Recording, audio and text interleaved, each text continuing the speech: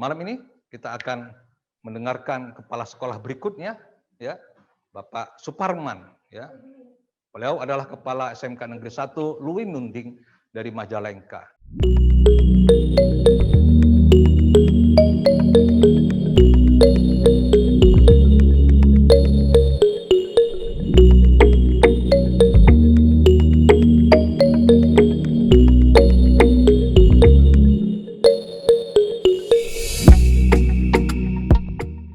Assalamualaikum warahmatullahi wabarakatuh.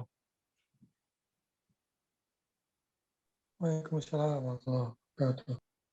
Ya, alhamdulillah wa syukurillah la haula wala quwata illa billah. Asyhadu an la ilaha illallah wahdahu la syarikalah wa asyhadu anna Muhammadan abduhu wa rasuluhu wa la nabiyya ba'da. Selamat malam, salam sehat selalu pada seluruh peserta webinar pada malam hari ini yang telah hadir dengan setia. Insya Allah kita akan mengadakan kebersamaan sampai selesai nanti. Perkenalkan, nama saya Suparman, jadi cukup simpel, satu kata saja. Ya,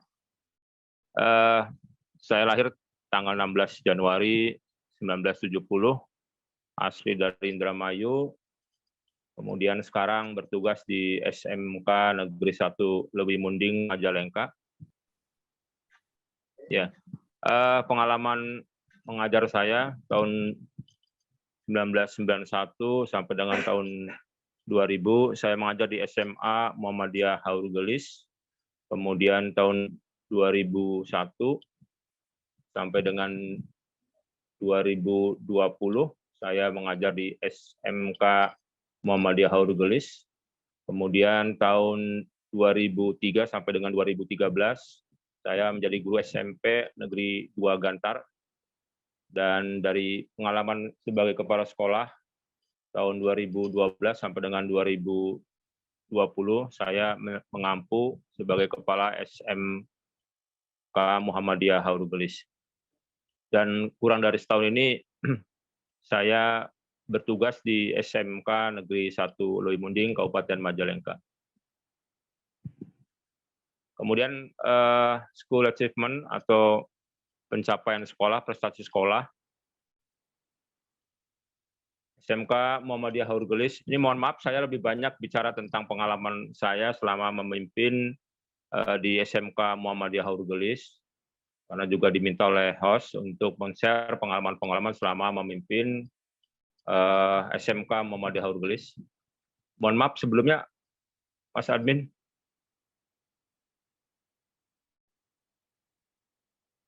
Ya, ini prestasi sekolah Bapak dan Ibu yang saya hormati. Pertama, kami mendapat SMK rujukan nasional dari Kemendikbud tahun 2015. Kemudian juga mendapat apresiasi dari International Human Resources Development Program, mendapatkan Education Award tahun 2015. Kemudian pada saat Muktamar Muhammadiyah di Makassar, SMK Muhammadiyah Haurul Gelis menjadi SMK rujukan dan SMK pembina.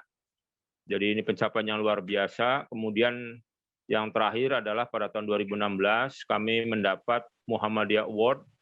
Jadi bagi kami para pengelola sekolah di Muhammadiyah ini seperti halnya mendapatkan Oscar.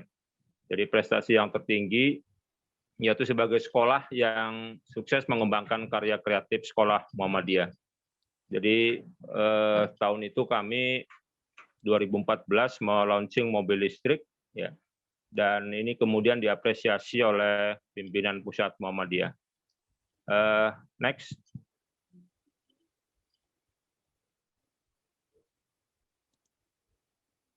Ya, Bapak yang saya hormati, kalau tadi Ibu Fitri sudah sangat luar biasa menyampaikan how to brand our school. Ini saya sedikit menambahkan saja, ya, karena Bu Fitri ini kepala sekolah khas milenial, sementara saya masih warisan kolonial, Bapak dan Ibu. Jadi agak yang simpel-simpel saja. Beberapa foto ini saya sengaja tampilkan, dan saya yakin banyak anak-anak kita yang tidak tahu siapa mereka. Ya, dari yang sebelah kiri, tengah, kemudian kanan sampai ke bawah, banyak yang tidak tahu siapa mereka. Padahal dalam keseharian mereka banyak menggunakan produk-produk yang dihasilkan orang-orang ini. Ya, jadi saya ingin mengatakan bahwa personal brand mereka juga memang penting, tetapi juga yang lebih penting adalah institution brand. Ya, jadi yang paling kiri adalah Steve Jobs, pendiri Apple, kemudian yang tengah adalah, saya malah lupa namanya nih, Mr. Chung kalau nggak salah dari Korea nih, pendiri Samsung, kemudian yang sebelah kanannya adalah Colonel Sanders, KFC, yang di bawah itu adalah pendiri Starbucks, dan yang paling kiri adalah Mr. Toyoda, dia adalah founders dari mobil Toyota. Next. Ya, Bapak dan Ibu, ini adalah produk-produk yang tadi telah dirintis oleh orang-orang yang fotonya tadi saya share. Jadi gambar-gambar ini adalah gambar-gambar yang brandnya sudah sama-sama kita kenal ya.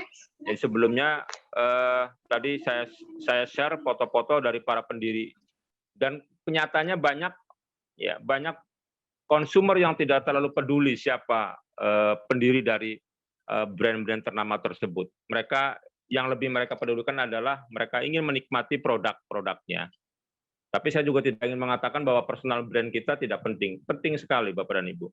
Dan mengelola sekolah menjadi sebuah keniscayaan bahwa brand kita sebagai pengelola sekolah menjadi penting, dan itu bisa berimbas kepada sekolah kita. Kemudian Bapak dan Ibu hormati, yang paling penting juga adalah untuk menciptakan brand, ya, maka seluruh warga sekolah harus mau menjadi orang-orang yang open mind, yang terbuka pikirannya. Jadi harus mensikapi perubahan dengan cepat. Pengalaman saya di SMK memang betul-betul luar biasa Bapak dan Ibu, karena perubahan itu demikian cepat. Bayangkan kami harus bersusah payah untuk mengejar ketertinggalan teknologi. Seperti contoh saja, ketika sekolah ini menyiapkan anak-anaknya untuk menjadi mekanik handal, ya, dalam kompetensi kalian teknik kendaraan ringan atau otomotif, ya, baru saja kami mengajarkan tentang CVT misalnya, mobil yang berteknologi CVT, ternyata di luar sana sudah mulai dikembangkan mobil listrik.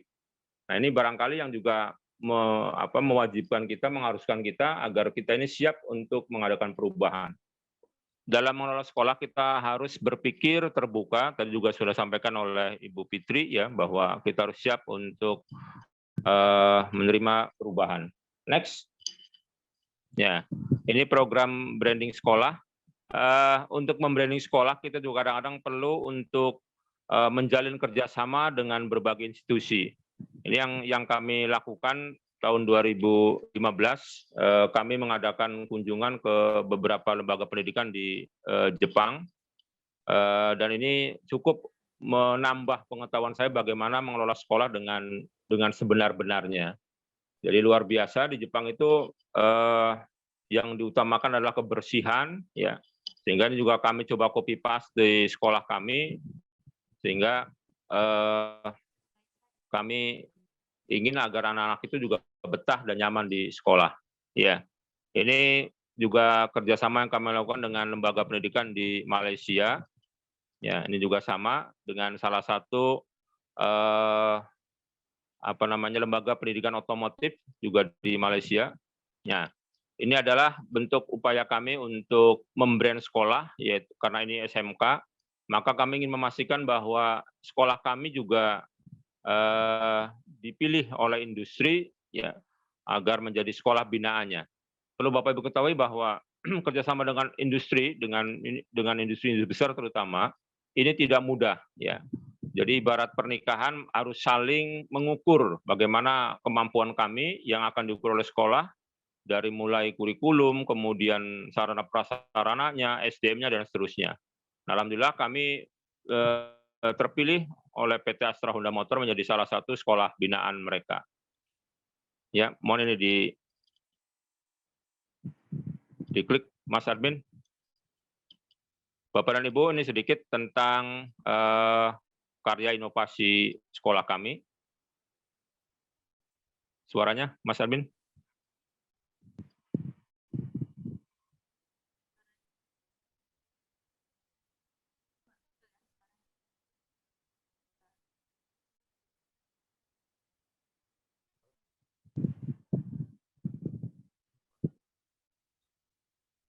Ya.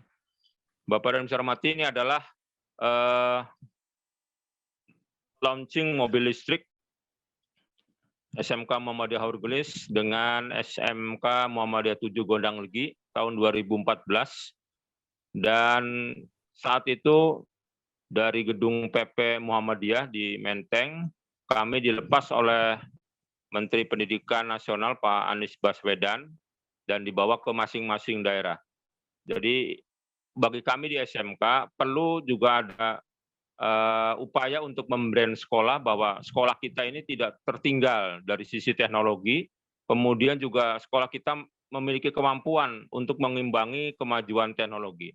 Nah, ini alhamdulillah sudah kita lakukan dan ini luar biasa.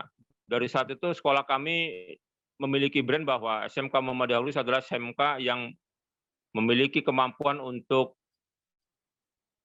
merakit mobil listrik. Jadi mungkin banyak sekolah tapi tidak diliput, jadi menjadi mubazir saja sebetulnya. Nah, Bapak dan Ibu saya hormati, saya mencoba untuk menyampaikan hal-hal yang praktis dan saya yakin ini juga sudah dilakukan oleh banyak sekolah dimanapun di Indonesia, yaitu untuk membrand sekolah salah satunya adalah mengembangkan ekstrakurikuler. Perlu kita ingat bahwa anak-anak kita memiliki potensi yang beraneka ragam, bakat-bakat mereka juga sangat banyak, multi talent, ya. Dan ini harus kita upayakan agar anak kita ini bisa tersalurkan bakat dan talentanya. Di sekolah kami, karena di kampung Bapak dan Ibu, maka kami coba untuk melakukan atau mengembangkan ekstrakurikuler yang bisa langsung dinikmati oleh masyarakat. Yang pertama adalah kami memiliki seni gamelan dan lengser. Jadi lengser ini adalah salah satu budaya dari adat Sunda, yaitu untuk menyambut tamu atau untuk acara menyambut calon pengantin pria. Dan seni gamelan dan lengser ini alhamdulillah sudah sering kami tampilkan di berbagai event dan banyak yang menyewa anak-anak kami ya sebagai tim penyambut calon pengantin pria. Dan ini juga dari sisi entrepreneur juga alhamdulillah menghasilkan uang untuk sekolah. Kemudian yang kedua, juga saya kira sama dilakukan oleh banyak sekolah, yaitu olahraga. Kemudian Pasuskala ini untuk baris berbaris.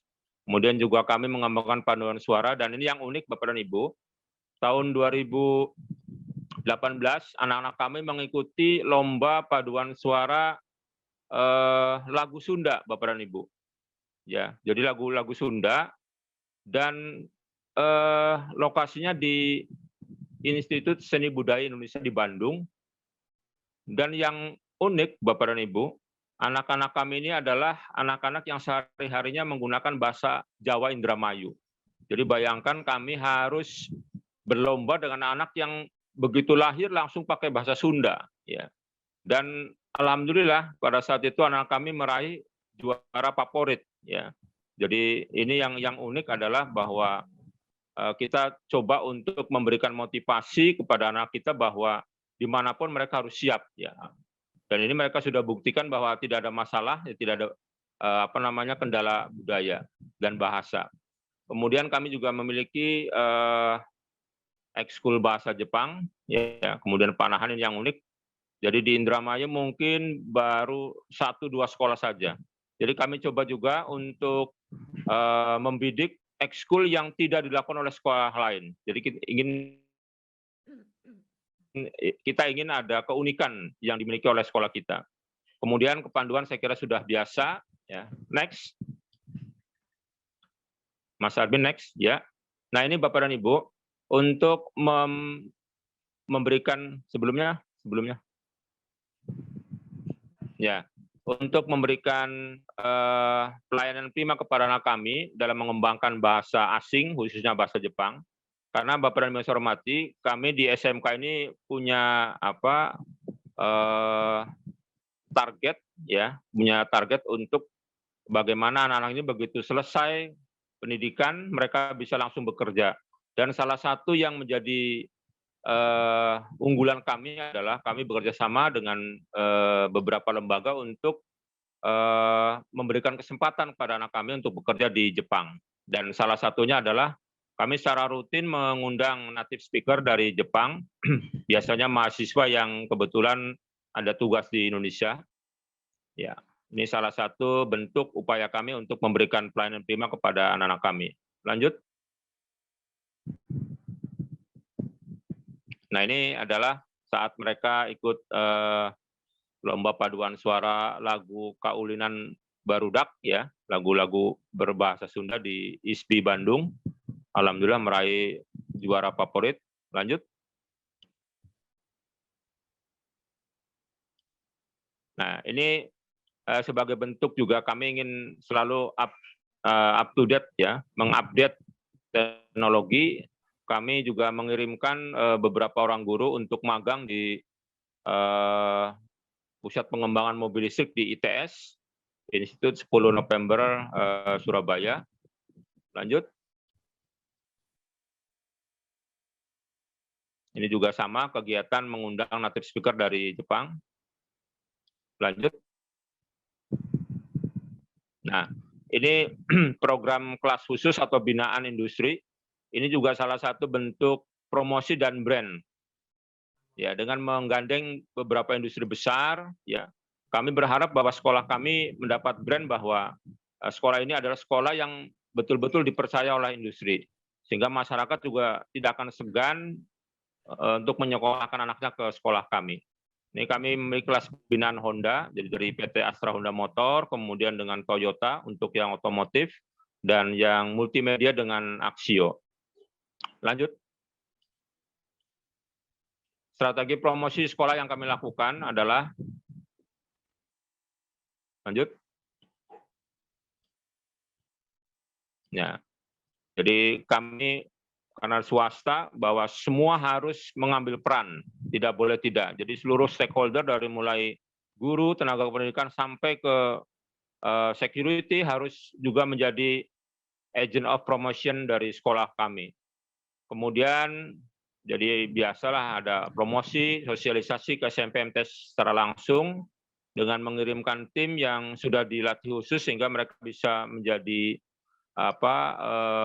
kepanjangan tangan dari sekolah.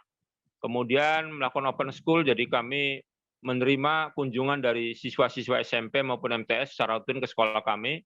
Nah, ini adalah tujuannya untuk meyakinkan mereka bahwa kami siap untuk mendidik mereka menjadi tenaga-tenaga mekanik ataupun operator yang handal. Jadi memang kalau untuk promosi harus ria Bapak dan Ibu, harus pamer ya. Karena kami tidak ingin anak-anak ini juga seperti beli kucing dalam karung sehingga ketika masuk mereka kecewa. Kita sampaikan pada saat open school itu apa dan bagaimana kompetensi kalian yang nanti mereka pilih. Kemudian kami juga memilih atau menunjuk guru-guru. Kemudian kami memberdayakan siswa dan juga alumnus untuk terlibat dalam promosi sekolah. Ya, dengan kata lain, ketika siswa merasa nyaman dan tidak tidak di PHP-in gitu ya oleh sekolah, maka mereka siap untuk menjadi agent of promotion dari sekolah. Demikian juga dengan alumnus. Kemudian medsos juga kami gunakan, kami pilih atau kami tunjuk secara khusus operator yang memang pekerjaannya adalah bagaimana untuk mempromosikan sekolah melalui medsos. Ya, kemudian kita juga jangan fobi dengan media, dengan pers ya, tetapi kita harus pastikan bahwa media atau pers yang kita lakukan kerjasama adalah betul-betul media yang bukan abal-abal, ya, tetapi media yang bisa dipertanggungjawabkan. Biasanya kami secara khusus mengundang mereka ketika kita ada event-event sehingga bisa dinikmati, diketahui oleh masyarakat. Kemudian karena kami ada di SMK, maka kami juga secara rutin bekerja sama dengan industri, dunia usaha dan dunia kerja, ya. Dan pada saat ada event tertentu, misalnya ada promosi dari IDUKA, industri pasangan, atau mungkin ada bencana alam seperti beberapa waktu yang lalu ketika ada bencana banjir di daerah sekitar Haurgelis, kami juga bekerja sama dengan Iduka untuk memberikan servis gratis, ya. Juga bantuan-bantuan lain berupa pemberian makanan dan seterusnya. Kemudian yang terakhir adalah bagaimana bursa kerja khusus atau BKK yang dimiliki oleh SMK ini bisa berperan secara maksimal, ya. Karena SMK ini adalah muaranya bagaimana memasarkan lulusannya sehingga mereka bisa diserap oleh industri. Tentu juga tidak lupa kami ingin juga memberikan bekal entrepreneurship kepada anak-anak kita sehingga ketika dengan alasan tertentu mereka tidak bisa diserap oleh industri, mereka masih memiliki kesempatan untuk menjadi wirausahawan atau entrepreneurship. Lanjut, Pak. Nah, ini produk kehumasan kami, ya. Humas kami bertugas salah satunya adalah untuk melakukan penguatan komitmen dengan stakeholder. Karena di swasta maka tentu sekolah harus juga mampu bekerjasama dengan yayasan, ya, kemudian dengan dinas terkait, ya, dan juga dengan orang tua. Kemudian juga menjalin kerjasama dengan media. Jadi kami memberikan tugas khusus harus ada yang diupload setiap hari oleh Humas, ya, baik melalui medsos, melalui media lain. Jadi kami memberikan penekanan harus ada aktivitas sekolah yang di-share, sehingga masyarakat mengetahui bagaimana sekolah ini berjalan, ya, melakukan semua program-programnya dengan baik, ya. Kemudian kami juga menjalin komunikasi secara intens dengan sekolah feeder. Sekolah feeder itu masih sekolah-sekolah SMP maupun MTS yang selama ini menjadi mitra kami. Kemudian juga memaksimalkan fungsi medsos sekolah, dari IG, Facebook, kemudian Twitter, dan sekarang yang lagi ngetren adalah TikTok, ya, dan seterusnya. Kemudian juga tetap kami secara kontinu memberikan silaturahim, ya, melakukan silaturahim dengan sekolah maupun dengan alumnus. Khusus alumnus kita berikan ruang khusus, ya, sehingga pada saat mereka sudah lulus bekerja mereka harus men-share pengalamannya itu. Dan juga ini bisa Bapak dan Ibu bisa memanfaatkan peran alumnus juga menjadi influencer bagi sekolah kita. Jadi biasanya kami lakukan shoot, ya, mereka diminta untuk shoot di tempat mereka bekerja, ya, tentu dengan aturan dari perusahaan itu sehingga tidak melakukan pelanggaran. Kemudian hasil shootnya itu mereka share ke Facebook, ya, atau media sosial sekolah. Nah, ini kami berharap bahwa ini bisa menjadi memberikan pengaruh, ya, bagi adik-adik kelasnya. Kemudian yang tidak kalah penting adalah upaya untuk melakukan kerjasama dengan Iduka. Jadi humas di sekolah kami secara intens harus juga sering berkomunikasi, menjalin kerjasama dengan industri-industri yang ada di daerah atau di kawasan industri. Lanjut. Ya, saya kira itu simpel-simpel saja karena tadi sudah sangat luar biasa disampaikan oleh Ibu Fitri. Mudah-mudahan yang sedikit ini bisa memberikan pencerahan kepada kita semua, dan mohon maaf tidak dalam rangka menggurui tapi hanya share pengalaman saja. Itu saja, terima kasih Pak Ali dan Ibu Nas atas kesempatannya. Assalamualaikum warahmatullahi wabarakatuh.